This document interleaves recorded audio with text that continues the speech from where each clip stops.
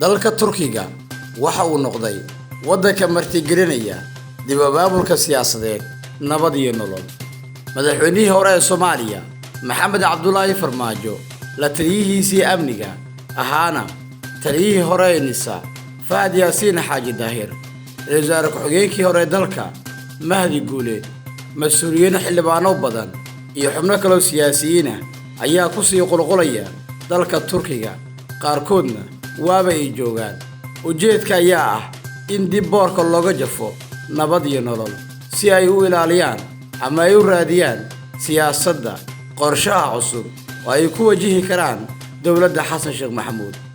waxaa socda abaabul xooggan oo lagu ambabixinayo qorshaha siyaasadeed ee fashilka siyaasadeed ku yimid May 2022 kadib markii nabad iyo nolol ay awoodi weysay in ay dib ugu soo laabato xafiiska siyaasadeed ee Villa Soomaaliya. Fahad Yaasiin Xaaji Daahir ayaa si toos ah iyo si dadbanba waxa uu hagayaa qorshaha siyaasadeed taarkada la dejiyay ee ah in laga hadlo arrimaha siyaasadda ayaa u muuqata mid looga gungaarayo sidii loo miro dhalin lahaa in shirkan noqdo mid wax looga barto guuldaradii siyaasadeed ee nabad iyo nolol ka bixisay Villa Soomaaliya. sidoo kale waxa ay sameynayaan waa xubnahan ka tirsan nabad iyo nolol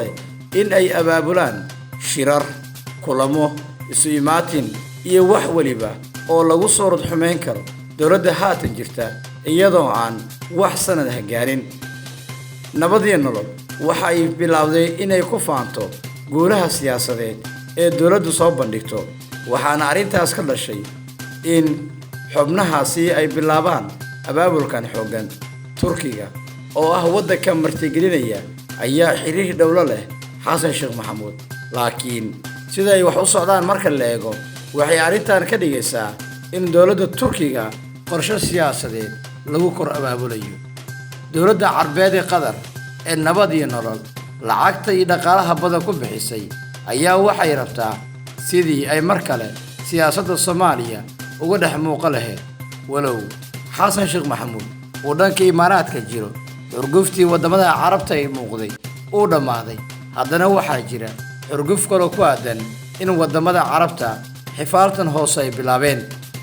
dowladda Qatar ayaa rabta inay ka sakiso Imaaraadka, Masar iyo wadamada kale ee fursadaha ka heli kara in Soomaaliya ay u tababaraan ciidamo gaar ah kuwa oo amniga suga. qorshahaas oo ah habka siyaasadeed ee loo soo dhaweysan karo mas'uuliyiinta haatan joogta Villa Soomaaliya, maadaama dowladda Qatar ay bixi weysay lacagta lagu soo celinayo dhalinyarada Soomaaliyeed ee dalka Eritrea ku maqan, taa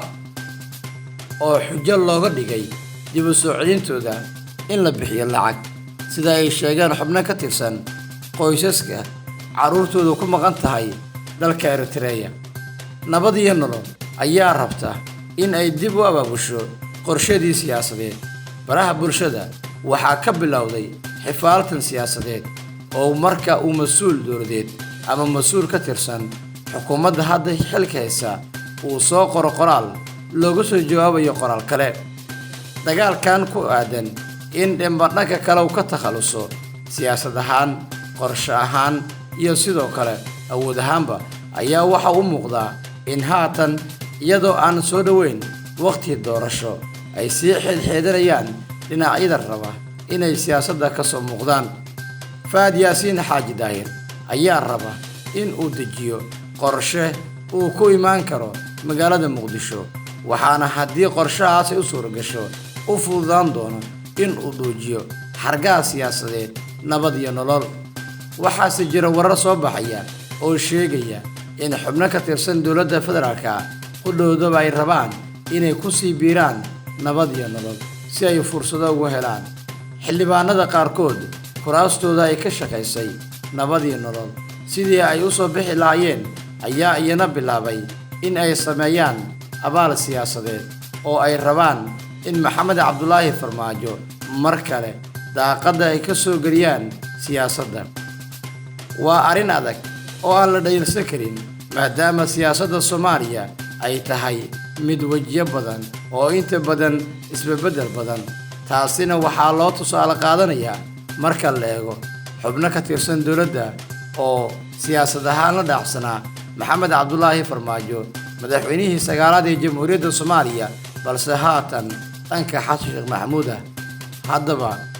nabad iyo nolol abaabulkay wado muxuu ka dhigan yahay waasan media mar walba iyo meel waliba aad joogto ku xirnow si aad u hesho wararka macluumaadka warbixinada iyo dhammaan dhacdooyinka caalamka ka dhacaya